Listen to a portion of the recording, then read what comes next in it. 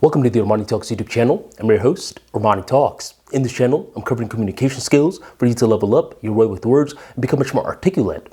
In today's episode, we are diving into the world of emotional intelligence along with social skills, and we're going to be talking about how to show loyalty. Now, every now and then I'm going about my day, and what happens is I get a random memory from the past. And nowadays, since I have a YouTube channel, rather than just thinking about this random memory, I realized that I can make a talk about this random memory as long as there's some sort of theme that's present. And from this random memory, I realized that there was a theme. The theme was loyalty. A decade ago, I was in this fraternity where we all had different reputations. My chapter was known as the Mu Mecca chapter, and the reputation that my chapter had was that we were the most hospitable in the South. Whenever there were different fraternity members from different parts of the US visiting Mu Mecca, they knew that they didn't need to pay for hotels, motels, anything like that. They could simply hit up one of the brothers in the Mu, and one of the brothers in the Mu would host them. That is what they were known for. But here's the thing with a guy like me, man. I'm not a big fan of hosting other people. I like my personal space. I'll party with you. I'll eat with you. But eventually, I just want you to leave my presence. And I was like, man, I really hope none of these brothers ask to stay with me. And for the longest time, none of the brothers asked to stay with me. There was a fraternity guy named Aaron who loved hosting people. He had a really big place, so there were tons of brothers that could stay with him. And there were a lot of food places around his area. So Aaron was typically taking up the hosting duties. Everything was going well for me. I could just show up for the parties and then go about my day. Until something happened. One of the fraternity guys from Embry-Riddle, which was a very niched school for airplane and aeronautics, his name was Deep. And one party, when Deep came to Tampa, he liked me a lot. He started to tell his other fraternity brothers from his school, hey man, you got to meet this Armani guy. He's so cool. He's so funny. So he's just over here introducing me to random folks. And Deep is like, you know what, Armani? Tonight, I'm going to stay at your place. I was like, wait, what? Are you sure? I mean, everyone is staying at Aaron's spot. I mean, you don't want to stay at my spot, man. And at that point, I mean, I had other roommates as well. So I was like, oh, man, wait, I have an excuse. Well, here's the thing, Deep. I know we in the Mu were very hospitable, but I unfortunately have other roommates, and they set a ground rule for our place where they said if anyone is ever going to stay over, I have to give them a heads up first. So unfortunately, my friend, I can't host you this time, but next time, for sure, I will host you. And Deep was like, all right, man, I completely get it, but next time I come, I'm going to stay at your place, man. I mean, because you're such a cool guy. I was like, dang, man. Well, whatever, man. He's probably just talking like this. Eventually, he's going to forget. The next time he comes around, he calls me. The first thing, once he gets to Tampa, he's like, yo, Armani, what's the move tonight? It's like, well, we're going to X, Y, and Z spots. You're welcome to join us. He's like, yeah, Armani, I'm going to go to wherever you're going, all right? Because you're cool, and I'm going to be rolling with you. And by the way, I'm staying with you tonight, just to give you a heads up. It's like, dang, and he still remembered. I said, all right, fine. Now, for the rest of the night, we ended up going from one spot to the other. And I realized that Deep was a pretty cool guy. He was an easy person to get along with. And he wasn't someone with this flashy personality that was annoying or anything, just a completely normal guy. I liked him. But here's what happened that made me go from liking him to realizing that he was ride or die. What happened later on in the night was for a lot of these college fraternity parties, once it's done, we have a few spots that are still open where we could go and eat. There was one guy from within our car. He wasn't even a fraternity brother. He was just a guy that was, picture a human chihuahua. He's always barking and talking away. He looks like a little weasel. I didn't like him. And he was just talking a lot. And he was just like, we're going to go to Salem's, which is a good food spot. And I was just like, all right, bro, calm down. You're not giving anyone orders, all right? We'll go to Salem's if everyone votes to go to Salem's. Unfortunately, everyone voted to go to Salem, so this guy feels like he got a win. I'll call the weasel, by the way, I'll call him Amit. So I drive to Salem's, and what I notice is that the drive-through is closed.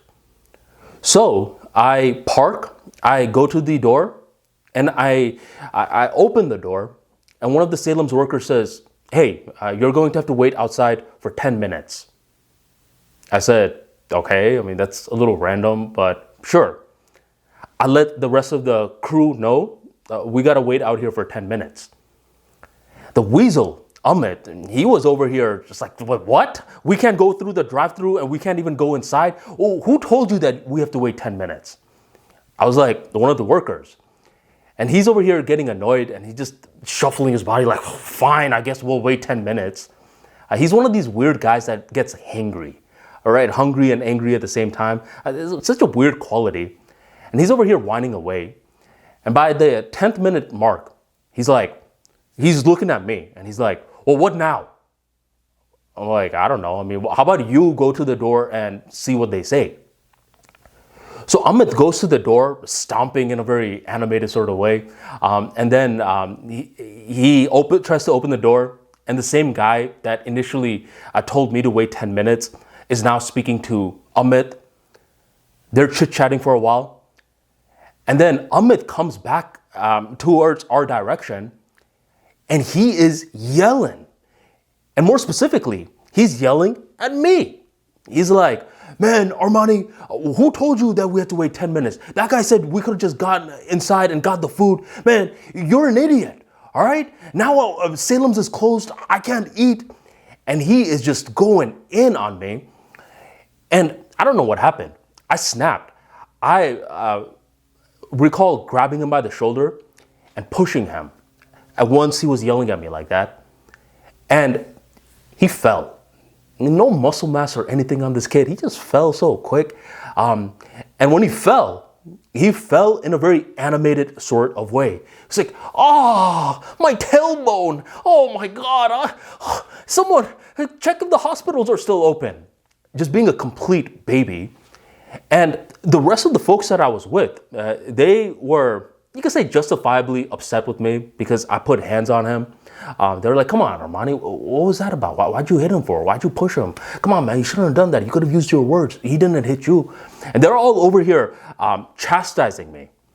And I'm over here getting harassed from all different angles. I got this whiny little weasel on the ground. I have all these different folks who I somewhat know, but I don't really know like that.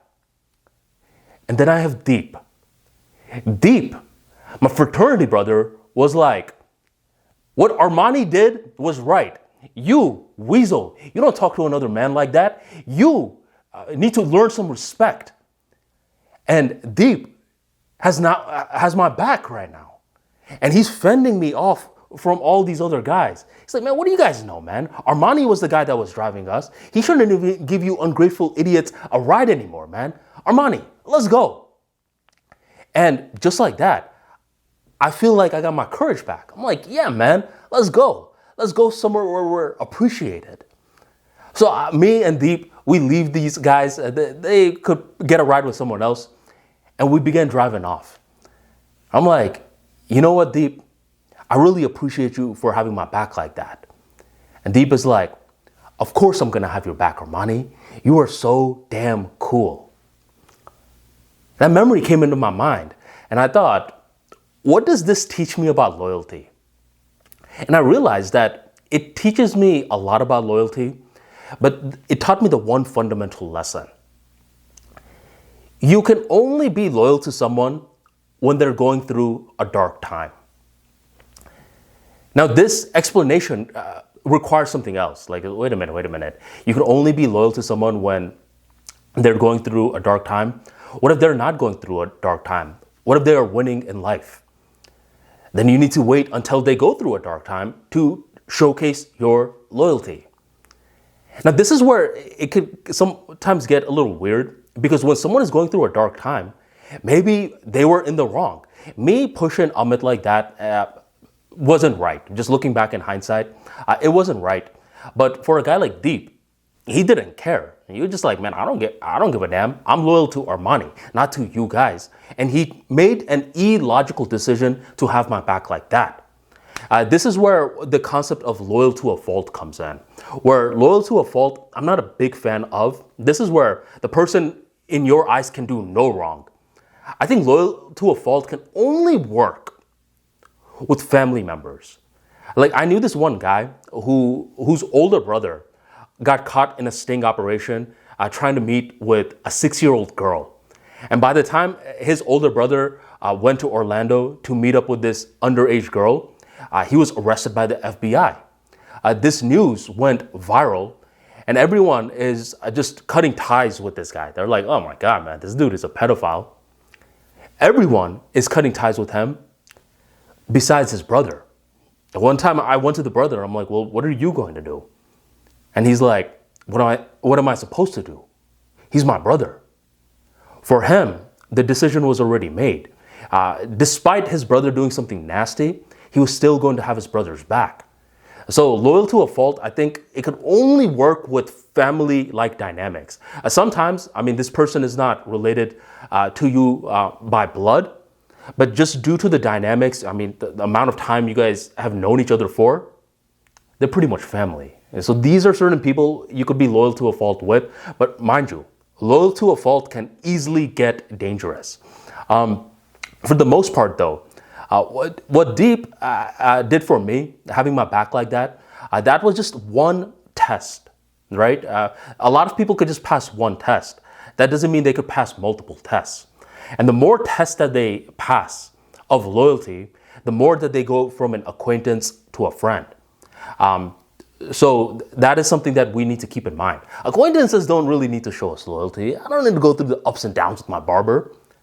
But with a friend, I must go through the ups and the downs with them.